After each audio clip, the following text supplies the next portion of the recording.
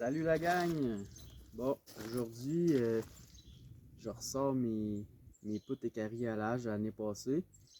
Ils ont été entreposés tout l'hiver. À l'automne, je les ai laissés un peu à la pluie puis au soleil pour qu'ils grisonnent un peu. Ça aide là, à ce que le bois il se stabilise un peu, là, selon moi. Surtout dans le peuplier, c'est un bois qui est quand même assez capricieux. Là, je vais les brûler. La prochaine étape, ça va être des brûler. Là, ils ont tous tiré leur jus, là, fait que là, en théorie, il devrait plus avoir de champignons qui poussent en surface. Là. Ça, c'est l'enjeu du peuplier, pas mal. Fait que là, j'avais commencé à tracer ma clé de Jupiter l'année passée. Je me suis fait un petit gabarit en carton avec les bonnes mesures que j'ai découpé à l'exacto de façon précise. Puis ce petit gabarit-là, je viens le positionner sur mes références de ligne centre que j'ai tracé dans le fond au préalable là, quand j'ai fait le jaugeage de mon bio à l'étape de l'équarrissage. Fait que là, ça fait en sorte que j'ai des lignes centres qui sont toutes calibrées les unes par rapport aux autres. Puis c'est à partir de ces lignes de référence-là, là on les voit pas vraiment parce que ça s'est lessivé un peu avec la pluie. Mais dans le fond, c'est à partir de ces lignes-là que je vais placer mes gabarits pour tracer mes assemblages. Ça, quand on trace avec des gabarits, ça permet d'économiser beaucoup de temps, puis aussi d'être super précis. Ça fait en sorte que tous nos assemblages ils vont plaquer parfaitement les uns contre les autres. Surtout les clés de Jupiter. C'est des assemblages qui nécessitent une bonne dose de précision pour qu'ils plaquent à la perfection. Fait qu'en faisant ça de même, je minimise mes risques d'erreur. Il faut vraiment que mes lignes centres soient bien jaugées pour que ça fonctionne. Sinon, ça ne marchera pas. Un coup que c'est bien tracé, je vais le tracer tout le tour, puis je vais pouvoir passer à la découpe.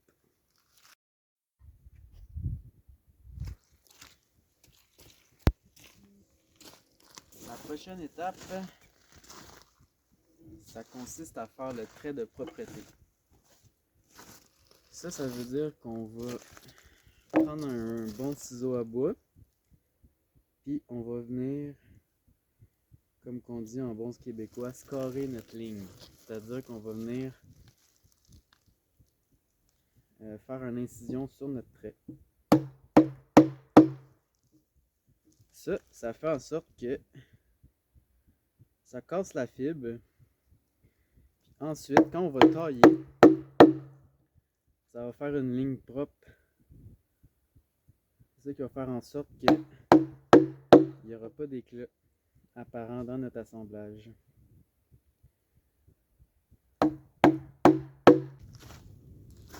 Il y a plusieurs façons de tailler un assemblage, mais en règle générale, ce qu'on veut, c'est que on veut que le centre de l'appui soit un peu creux pour que les joints apparents ils ferment correctement.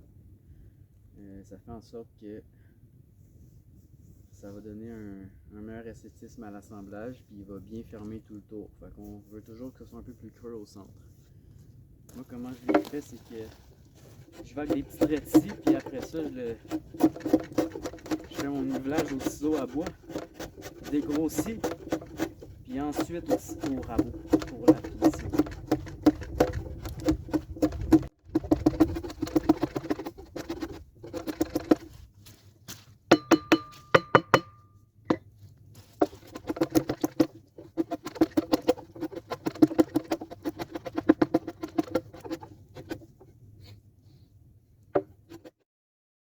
Un truc qui va aider, comme j'expliquais précédemment, quand on vient faire le trait de propreté, on peut venir le définir un peu avec notre ciseau à bois avant de commencer à débourrer le centre pour se faire comme une référence de profondeur.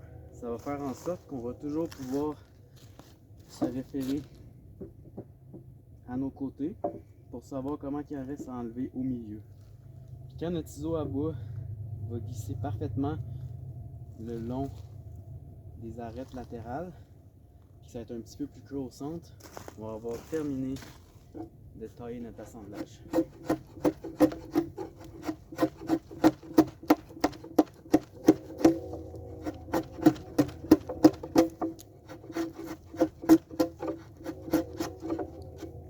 Le centre soit creux.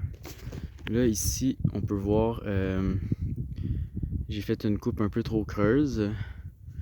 C'est du côté extérieur non apparent, fait que c'est pas la fin du monde. Ici je suis pas mal à ras, mais quand même de quoi de pas pire. Bon là c'est pas fini, mais on voit un peu l'idée. Là c'est bien juste, c'est bien flush là, y a pas... le centre il est pas plus creux. Je vais expliquer une autre des raisons pourquoi je vais faire mon centre ici un peu plus creux. C'est qu'on s'approche du cœur de l'arbre, puis ce que ça fait, c'est que là nos centres de croissance sont comme ça. Mais quand on s'approche du cœur de l'arbre, de même, le bois il va rondir. Fait que ça va faire une bosse.